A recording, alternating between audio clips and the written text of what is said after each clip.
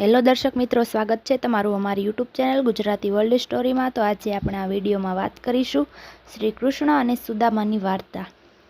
શ્રી કૃષ્ણ અને સુદામાની મિત્રતા ભારતીય સંસ્કૃતિમાં ભક્તિ, સમર્પણ અને નિસ્વાર્થ પ્રેમનું શ્રેષ્ઠ ઉદાહરણ છે।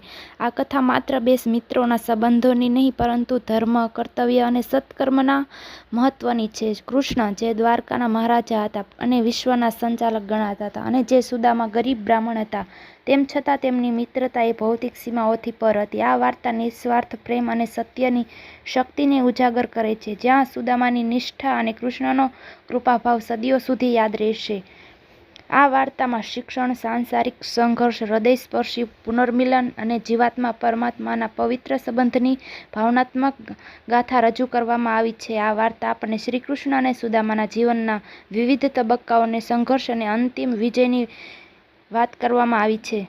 સાંદીપની ઋષિના ગુરુકુલમાં સૂર્ય ઉગવાની સાથે જ વિદ્યાર્થીઓનો દૈનિક અભ્યાસ શરૂ થતો હતો। નદીના તટે આવેલું આ ગુરુકુલ એક પવિત્ર અને શાંત સ્થળ હતું, જ્યાં અનેક રાજકુમારો અને બ્રાહ્મણોના પુત્ર શિક્ષણ મેળવવા માટે આવતા હતા। શ્રી કૃષ્ણ અને સુદામા અહીં અભ્યાસ કરતા હતા। એક યોગ્ય ક્ષત્રિય વિષ્ણુના અવતાર હોવા છતાં કૃષ્ણ સદા સહજ અને મૈત્રીભાવથી ભરપૂર હતા। બીજી તરફ સુદામા એક ગરીબ બ્રાહ્મણનું સંતાન હતું, પરંતુ તે જ્ઞાન અને ભક્તિમાં અગ્રણી હતા। એક દિવસ જ્યારે સાંદીપની ઋષિએ પોતાના શિષ્યોને અરણ્યકમાં ઈંધણ એકત્રિત કરવા માટે મોકલ્યા, ત્યારે કૃષ્ણ અને સુદામા સાથે ગયા। આકસ્મિક રીતે વરસાદ શરૂ થતાં તેઓ એક વૃક્ષ નીચે આશરો લીધો। સુદામા ભૂખ્યો હતો અને તેની માતાએ મોકલેલા તાંદૂળ તે ખાવા ઈચ્છતો હતો, પરંતુ કૃષ્ણ પાસે ભૂખ જણાતા તે તેને આપવાની હિંમત ન કરી શક્યો।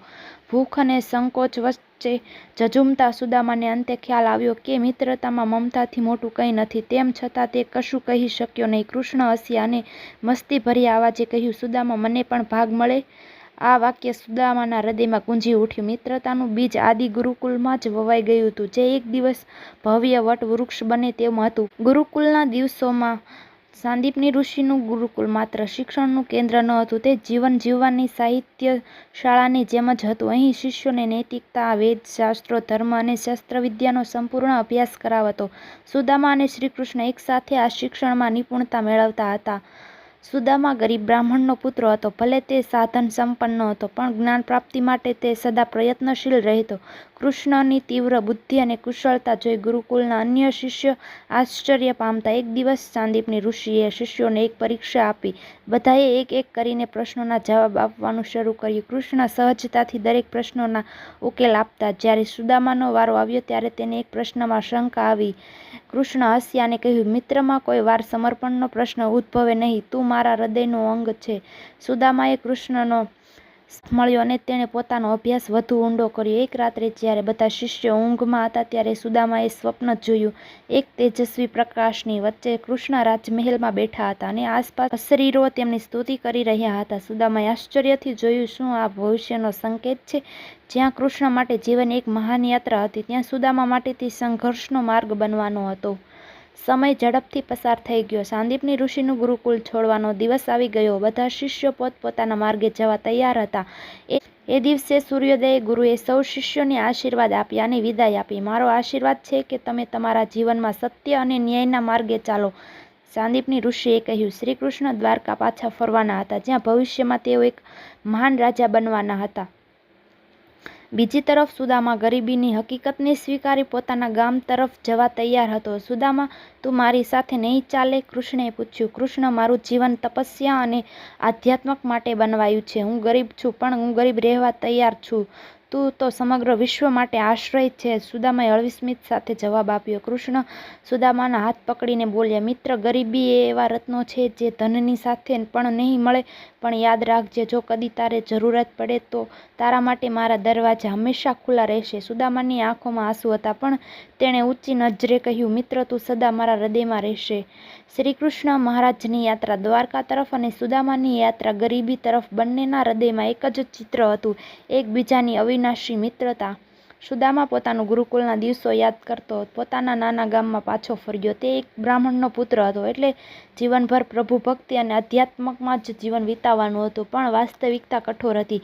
તેની પાસે ન ઘર હતું, ન ધન હતું, ન કોઈ સુખ સગવડ. એક નાની ઝૂંપડીમાં સુદામા પોતાની પત્ની સાથે રહેતો. ભલે જિંદગી ગરીબીમાં વિતાવી, પણ તે સદા સંતોષી અને ભક્તિમય હતો. હે પરમાત્મા, તું જે આપે તે જ મારું ભાગ્ય છે. તું પ્રભુનો સદા સ્મરણ કરતો.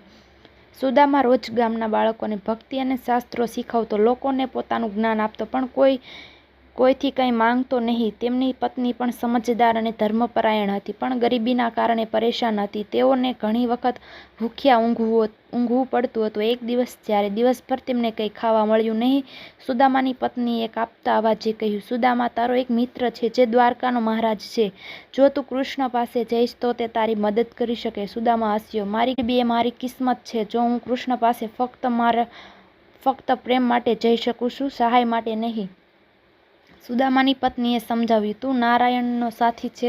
તે તારો ભાઈ સમાન મિત્ર છે. જો તું જવા તૈયાર ન હોય તો મને પણ એ આશા છે કે કૃષ્ણ તને ખાલી હાથે નહીં મોકલે. સુદામા વિચારમાં પડી ગયો. શું તે કૃષ્ણ પાસે સહાય માટે જવાનો નિર્ણય લેશે કે સ્નેહ માટે? શ્રીકૃષ્ણ દ્વારા દ્વારકાને ભવ્ય અને અવિનાશી બનાવવામાં આવી હતી. ગંગાના સમાન વહેતો માર્ગો, સુવર્ણ મહેલો અને વૈભવી જીવનશૈલી શહેરના ગૌરવનો પરિચય આપતા આ સમૃદ્ધ રાજ્યમાં કૃષ્ણ રાજધર્મનું પાલન કરતા લોકો માટે ન્યાય અને શાંતિ સ્થાપી રહ્યા હતા. રાજ્યાભિષેકના દિવસે સમગ્ર દ્વારકામાં હર્ષ અને આનંદ હતો. દ્વારકાના નાગરિકોએ પોતાના રાજાને સ્નેહપૂર્વક અભિવાદન કર્યું. કૃષ્ણએ મહારાજા તરીકે પ્રજાના કલ્યાણ માટે પોતાનું જીવન સમર્પિત કર્યું. હું અહીં માત્ર રાજ્ય કરવા માટે નહીં, પણ ધર્મ સ્થાપના માટે આવ્યો છું, કૃષ્ણ લોકોને સંબોધતા કહ્યું. પણ આ વૈભવથી દૂર તેના હૃદયમાં એક સૂની જગ્યા હતી. એ એક ભૂતકાળનો મિત્ર સુદામા કૃષ્ણને યાદ આવ્યો અને પોતાનો મિત્ર. રાજકારણ અને ધર્મયુગની વચ્ચે એક રાત્રે કૃષ્ણ પોતાના મહેલની છત ઉપર ચાલતા હતા. ત્યાં ચાંદની રાત્રિમાં તેને ગુરુકુળના દિવસો યાદ આવ્યા. સુદામા નિષ્કલંક હાસ્ય, તેની નિષ્ઠા અને તેનો પ્રેમ. સુદામા, તું આજે ક્યાં હશે? કૃષ્ણે પોતાની જાતને પૂછ્યું. શ્રી કૃષ્ણ દ્વારકાના સમ્રાટ હતા, પણ હૃદયથી હજી એક સ્નેહી મિત્ર હતા. ગરીબીની કસોટી વધુ કઠિન બનતી ગઈ હતી. સુદામાએ અને તેમની પત્ની ભલે સંતોષી જીવન જીવતા હતા, પણ ગરીબીને કહેર હવે વધારે ઉગ્ર બની ગયો હતો. ઘરમાં અન્નનો દાણો પણ ન હતો. બાળકો ભૂખ્યા સૂતા. સુદામાની પત્ની હવે ચિંતા માંડી રહી હતી. એક રાત્રે જ્યારે બધું શાંત હતું, ત્યાં સુદામાની પત્ની ધીમા અવાજે બોલી, સુદામા, હવે તું કૃષ્ણ પાસે જવાનો વિચાર કર. તારા જૂના મિત્રને મળ અને કદાચ તારી પરિસ્થિતિમાં થોડો ફેરફાર થાય. સુદામાએ હળવી હાસ્ય સાથે જવાબ આપ્યો, હું કૃષ્ણ પાસે કંઈ માંગવા જઈશ નહીં. જો હું જઈશ તો ફક્ત મિત્રને મળવા માટે. પણ એ તો તારો મિત્ર ભાઈ જેવો જ છે. જો તું તેના દરબારમાં જઈશ તો શું તે તને ખાલી હાથે મોકલી દેશે? સુદામા ચિંતામાં પડી ગયા. શું તેણે કૃષ્ણ પાસે જવું જોઈએ, અથવા ગરીબી એ તેનું જ ભવિષ્ય છે? સુદામાની પત્નીએ આશા સાથે કહ્યું, શું તું કૃષ્ણને મળવા જવાનું વચન આપી શકે છે? સુદામા ઊંડા વિચારમાં પડી ગયા. કૃષ્ણનો દરબાર એક મહાન સામ્રાજ્ય છે. હું ત્યાં તેને કેવી રીતે જઈ શકું? પણ અંતે પત્નીના આગ્રહથી તેણે નક્કી કર્યું કે હવે તે કૃષ્ણને મળવા જવું જ પડશે. સુદામા દ્વારા ગરીબ બ્રાહ્મણના ભેટમાં તેને ચોખા આપ્યા. સુદામાની પત્નીએ કહ્યું, જો તું કૃષ્ણને મળવા જઈ રહ્યો છો તો ખાલી હાથે ન જઈશ. તેણે નજીકના ઘરમાંથી થોડા તાંદૂળ, ચોખા ઉધાર માંગ્યા અને એક જૂના કપડામાં બાંધી દીધા. આ મારી બાજુથી કૃષ્ણને ભેટ છે, તેમણે પ્રેમથી કહ્યું.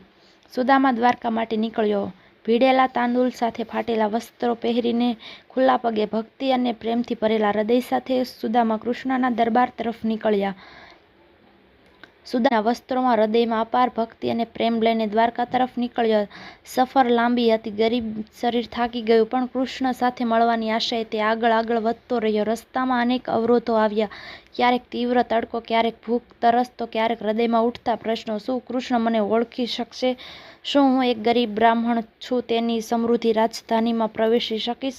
પણ દરેક શંકાએ તેને પોતાના શ્રદ્ધાભર્યા હૃદય સાથે દૂર કરી રાખ્યો હતો. મિત્રતા એ ધનની નહીં પણ હૃદયની ઓળખ છે.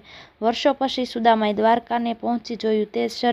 તે શહેર અદ્ભુત હતું. સુવર્ણ મહેલો, ચમકતા રસ્તાઓ, ઋષિઓ અને યોદ્ધાઓનો પ્રવેશ અને ભવ્ય રાજમાર્ગ. આ વૈભવ જોઈને સુદામા મૌન રહી ગયો. આ તો દેવલોક સમાન છે. તે કૃષ્ણના મહેલ તરફ ધીમી ગતિએ આગળ વધતો રહ્યો. જ્યારે સુદામા મહેલના દ્વારાએ પહોંચ્યો તે હચમચી ગયો. શું હું અહીં પ્રવેશી શકીશ? રક્ષકોએ તેને જોયો અને ઠપકો આપ્યો. કોણ છે તું? મહારાજને મળવા આવો છો? સુદામાએ વિનમ્ર અવાજે કહ્યું, હું કૃષ્ણનો મિત્ર છું, સુદામા, પ્યારો સાથી, જે વર્ષો પહેલા ગુરુકુલમાં હતો. રક્ષકોએ આ વાત સાંભળીને સહાનુભૂતિ દાખવી અને દરબારના એક સેનાપતિને જાણ કરી. એક ગરીબ બ્રાહ્મણ આવ્યો છે જે કહે છે કે તે મહારાજનો જૂનો મિત્ર છે. જ્યારે કૃષ્ણ સુધી આ સમાચાર પહોંચ્યા તે પોતાના સિંહાસન પરથી તુરંત ઉછળી ગયા. સુદામા આવ્યો છે? તેઓએ ઉત્કંઠાથી સાથે પૂછ્યું. બસ. તેઓ ધબકતા હૃદય સાથે રાજકીય શાનભાન ભૂલીને પોતાને જ દરવાજા તરફ દોડી ગયા.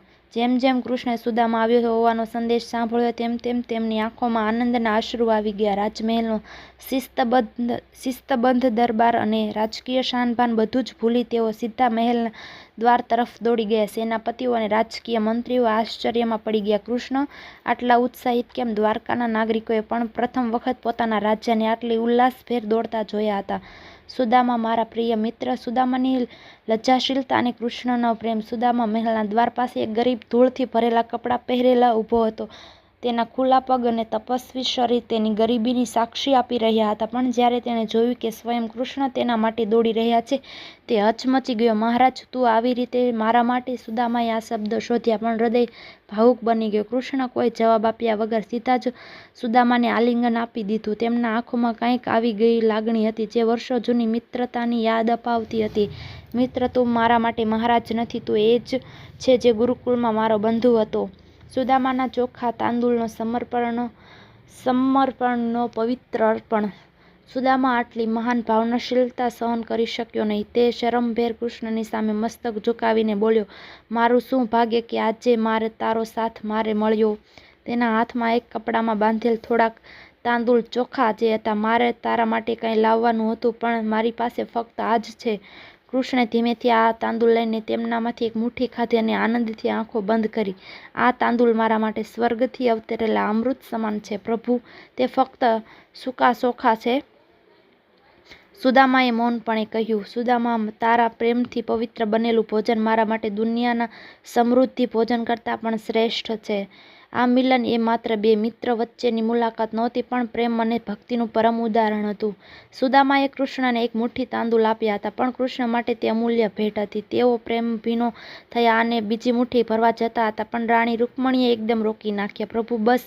તમે આ બીજી મુઠ્ઠી ખાધી તો દ્વારકાનું સૌભાગ્ય પણ સુદામાને સમર્પિત થઈ જશે. કૃષ્ણ હસ્યા અને એના પાછળનું રહસ્ય માત્ર તેઓ જ જાણતા હતા.